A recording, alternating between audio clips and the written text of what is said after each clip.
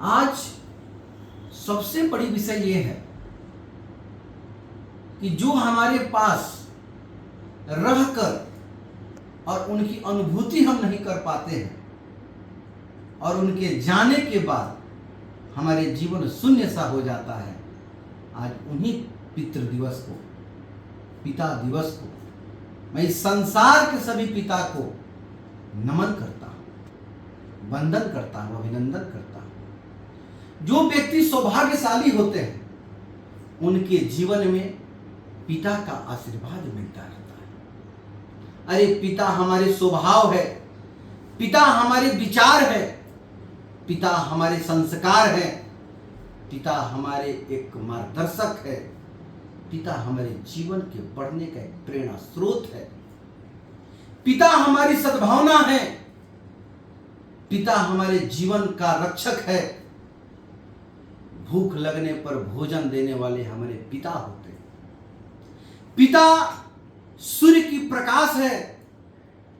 जिनके घर में पिता न रहे, कभी उन व्यक्ति से मिलकर आप पिता की कमी का एहसास कर सकते हैं। जैसे घर का छत बारिश का मार को खाकर भी, धूप के जलन को सहकर भी अपने नीचे रहने वाले सभी व्यक्तियों को सुरक्षित रखते हैं, उसी प्रकार एक पिता होते हैं जो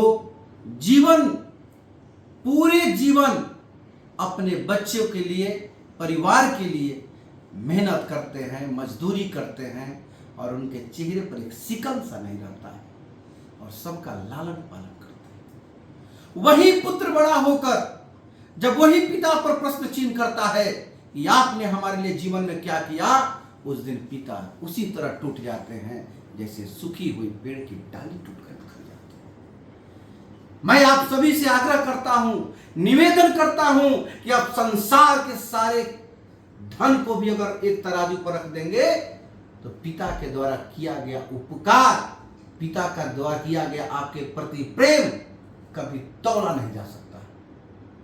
इसलिए माता का तो संज्ञा और माता पर बहुत सारे विश्लेषण मिलते हैं। माता तो बड़ी होती ही हैं, लेकिन पिता तो वो गुरु हैं, पिता तो वो हैं। इस संसार में एक ही ऐसे व्यक्ति होते हैं जिन्हें पिता हम कहते हैं। उनकी हमेशा ये इच्छा होती है कि एक दिन मेरे पुत्र के, मेरी पुत्री के नाम से मेरा नाम हो। उस दिन पिता सबसे संसार का धनी व्यक्ति बन जाता है। जिस दिन एक पुत्र के पिता का नाम होने लगे, एक पुत्री से उसके पिता का नाम होने लगे, पिता संसार के सबसे सुखी इंसान बन जाता है। लेकिन उसके बदले में उस पिता को कुछ नहीं चाहिए।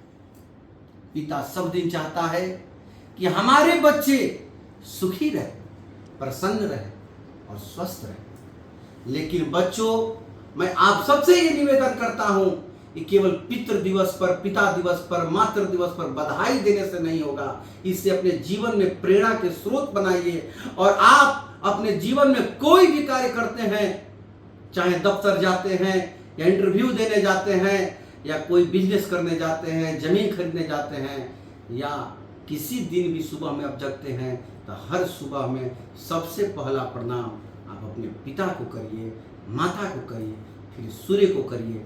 इस कार्य करने से आपके कुंडली का समस्त ग्रह आपके प्रति बढ़िया रूप में हो जाएगा और आप अपने जीवन पथ पर, जीवन के कार्यों में खूब आगे बढ़ेंगे, खूब तरक्की करेंगे और आपका जीवन खुशियों से भर जाएगा।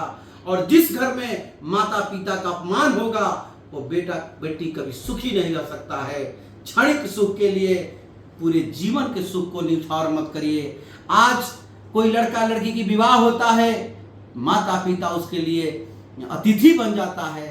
अरे आप सोचो, अगर पिता नहीं रहते तो आपके माता नहीं आती, और माता नहीं आती तो आप नहीं आते, और आप नहीं आते तो आपकी पत्नी नहीं आती। ये समय चक्र है, तो इस चक्र को समझिए। सबसे प्रमुख हमारे पिता है, फिर माता है, फिर उनसे पुत्र का जन्म होता है, फिर उनकी पत्नी आती है। लेकिन वही पुत्र को पहला सीढ़ी याद नहीं रहता है, वो अंतिम सीढ़ी की तरफ चला जाता है और अपने माता पिता को वृद्धाश्रम छोड़ देता है। और ये संपत्ति किस काम की है? जिनके घर में माता पिता का सम्मान नहीं मिलता है, उनको जीने का अधिकार नहीं है। आज मैं समस्त जनता से ये निवेदन करता हूं कि आप सब जितना भी हो सके अपने माता पिता को सुख पहुंचाए, क्योंकि आप भी अगर जीवन में एक पेड़ लगाते हैं और उस पेड़ को बड़ा करते हैं, सिंचते हैं, उसको कीड़े मकोड़े से बचाते हैं, और पेड़ अगर बड़ा होकर बंजर हो जाता है, आपको कितना कष्ट होता है।